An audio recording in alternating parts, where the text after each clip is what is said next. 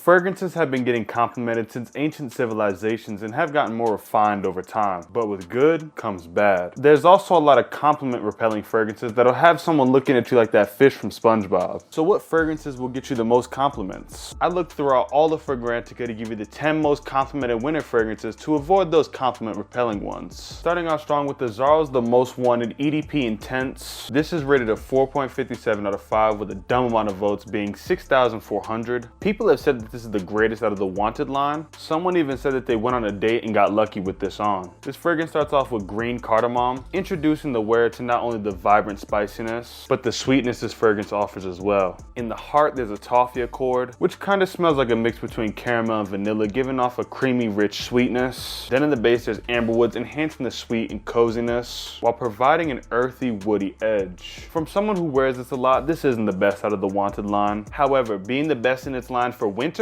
I could definitely see that. Next up is from an undeniably consistently high-performing fragrance line from Jean Paul Gaultier's Le Mole Permam, which is rated a 4.60 out of 5 with a whopping 16,000 votes. That's very impressive considering that many people think it's good. The people are not only saying that this is the best winter fragrance, they're also saying that this is the best fragrance made ever. The initial note in this is cardamom, providing this fragrance with some spicy, warm coziness and makes this seductive. In the middle, there's iris, adding a light floralness that smoothens the top and bottom notes, while enhancing and leading to the base note, which is vanilla, making this more seductive, and since it's amplified by the iris, gives off a very elegant and sweet aroma. Is this the greatest fragrance of all time? No. But this is still tough, and every winter that I worn this, it never did me wrong. The next upcoming fragrance is from the house of Parfums de Marly. It's Carlisle. A portion of the fragrance community, which is 4,500, have rated this a 4.37 out of 5. They said this is luxurious, sensual, long-lasting, and only used in cold weather. The top starts out with green apple, nutmeg, and saffron, giving this a tart freshness and a spicy, cozy warmth. In the heart, there's tonka bean, rose, osmanthus, and divana, which give a vanilla and fruity-like sweetness, along with some delicate floralness to the scent. The anchor notes are vanilla, amplifying and smoothing that gourmand smell, patchouli giving this a woody edge, and a Popenox resinoid providing a subtle sweetness and smoky aroma. I'm gonna keep it real, I haven't worn this fragrance too much, so I can't give you an experience, but as I smell this now, it gotta be placed somewhere in my fragrance rotation. Coming up is from a promising, high-performing fragrance line, Tom Ford Eau de Ombre Leather. This ranking has high-key disgusted me.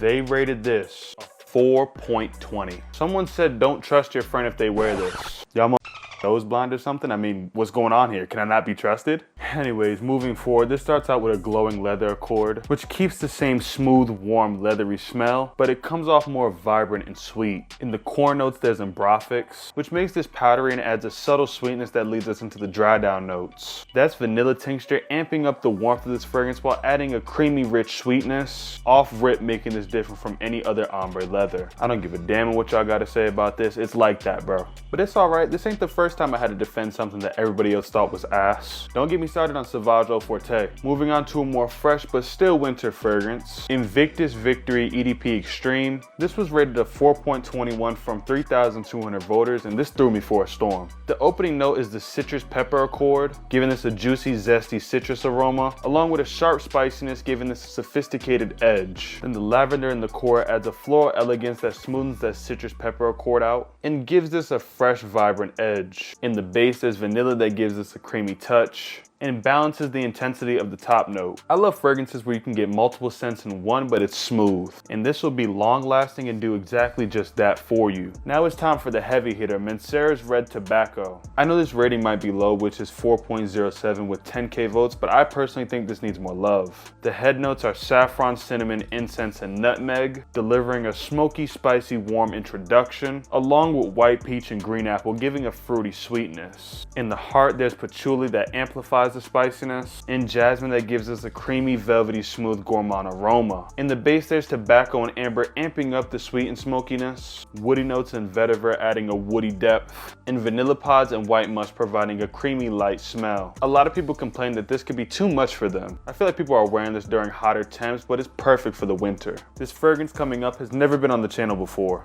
Introducing Versace Vanilla Oud. Y'all gotta be out of your damn minds to be rating this a 4.31 out of 5. That should be criminal, dog. I get it, the price was probably too high and it deducted some points, but this deserves to be at least a 4.5. This starts off with saffron coming out sweet and spicy, along with the apple and bergamot delivering a fruity sweetness, and rhubarb giving this an earthy edge. The core gives off a dark woody aroma, a light creaminess, and smooth floralness, with notes like oud, cashmere wood of rose, violet, and jasmine. In the base, we get even woodier with notes like sandalwood, additional oud, and vetiver, boosting the spiciness and lead into the more gourmand part of this fragrance, with notes such as vanilla, caramel, and tonka bean, which enhances the warmth and evens out this fragrance. If you're fortunate enough to be able to purchase something like this, for its powerfulness and longevity, it's worth it for this cold winter. Let's talk about an interesting turn of a flanker. Boss the Scent Elixir. This had 1,000 voters rated a 4.39, which I can somewhat understand. It's different and unique compared to others in its line. At the top, there's pimento, which is slightly sweet but more spicy, giving this an inviting, snug feel. Then in the middle, there's lavender, giving this scent an herbal taste, along with its bright freshness. On the dry down, there's sandalwood, smoothing out this fragrance and delivering a light, creamy woodiness to this scent. Personally, I'm not a big fan of this, but just because I don't like it doesn't mean you won't like it.